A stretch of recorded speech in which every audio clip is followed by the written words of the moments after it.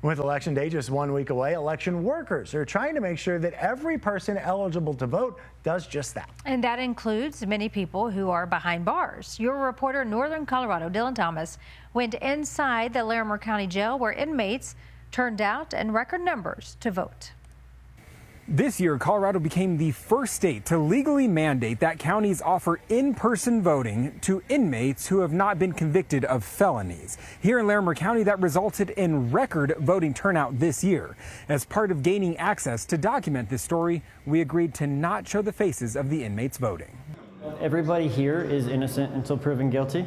Just because you are in our building does not mean you should lose your rights to vote. Which is why many Larimer County Jail inmates got in line for in-person voting. Their first stop? We're giving them the opportunity to update their voter registration. And then one by one, the inmates who qualified did their civic duty. It means a lot to me. I want everybody to have the opportunity to exercise their right to vote. Larimer County Clerk and Recorder Tina Harris was there alongside Sheriff John Fayen as inmates were given every resource to vote that those outside of jail receive. This really enhances the process by us being here in person to provide the information they may need, such as a blue book or the Tabor notice, and provide that support to them. This comes after Colorado law changed, requiring in-person voting to be offered in jails. The statute changed, and it's very important. We've always been part of providing ballots for inmates who are in here confined, but we've always done it with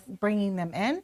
Now we are giving them the opportunity to vote in person. LCSO staff tells me this event drastically increases participation. We've only had maybe 5 people out of the whole building vote, so seeing a whole lot of people get to experience this is amazing. It's nice to see it. Of note was one special moment when a deputy stood just feet away from an inmate, both for a moment in time, exercising their freedom in a jail. Inmates were given the option to drop off their ballot right there in person or to take them back to their cells so they would have more time to read up on what they were voting for, and then they can mail them in. And I'm sure you were wondering, do they get the I voted stickers? The answer to that is yes. In Larimer County, Dylan Thomas covering Colorado First. Dylan doesn't just cover Northern Colorado communities. He lives there. He wants to hear from you about what's happening in your neighborhood. So please reach out to him through CBS Colorado.